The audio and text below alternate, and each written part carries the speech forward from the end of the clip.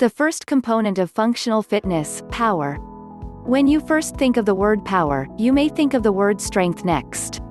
When it comes to working out though, this isn't the case.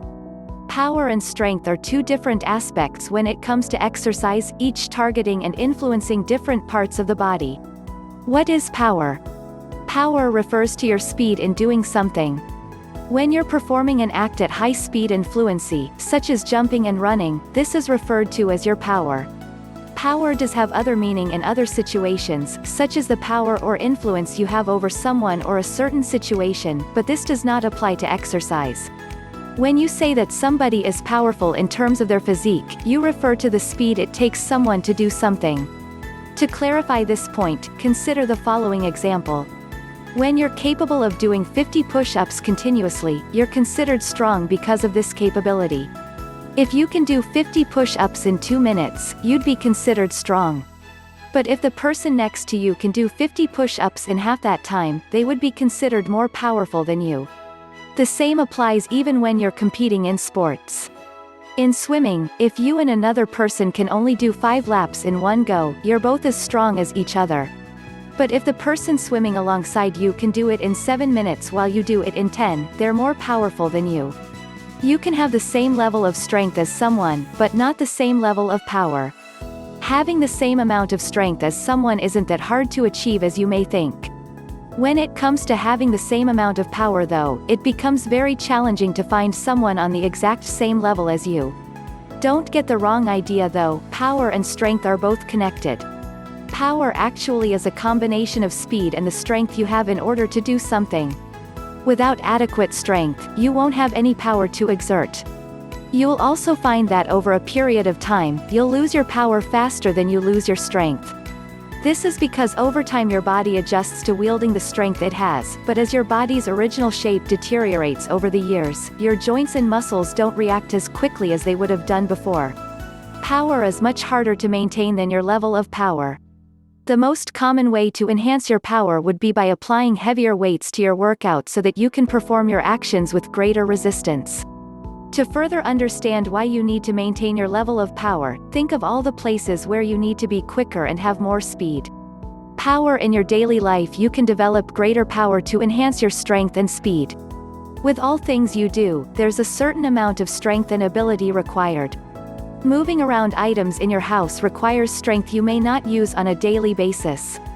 Cleaning, for example, sweeping and dusting depend on a consistent movement of swaying your arm to and fro. You can have this strength to do it continuously, but do you have the power to do it quickly enough? With power comes more valuable time in your grasp. How so? Think of all the things you have to do in one day. There are some things that will inevitably take time, like driving during traffic, waiting on the elevator and holding your spot in line during rush hour at the cafe. But during the day, there are things you can control, such as climbing the stairs, walking, or even getting ready in the morning. If you can better the actions you have control over every day, you can spare yourself more time and energy for those things beyond your control. With more time, you'll also have more stamina for the rest of your day. Some people are pooped after their daily morning routine, and if that's you, then there's no way you're getting through the day on an energized positive principle. You shouldn't be crawling on all fours to get through your day, you should be walking with stride each day, invigorated and prepared for the following days. This is why you need power throughout your day. You don't have to be a strong man to have power. Any ordinary person can enhance their power to become a better, more efficient version of themselves. Through progressive workouts you can improve your performance. Think of power as the applications on a device to ease your understanding. Your phone would be your strength. With your phone you're able to call people anywhere you go. With applications, you can do more at faster speeds. You have access to social media and games. The more applications you have, the more you can do in less time. With only a phone, you have a base. With applications, you build up on that base to make it stronger. Power moves. A note to remember: when it comes to most exercise moves, they've already combined all 4 components of functional fitness into the exercise. The following exercises are examples of those that you can use to gain benefit in all fields including power, with these reasons further explained.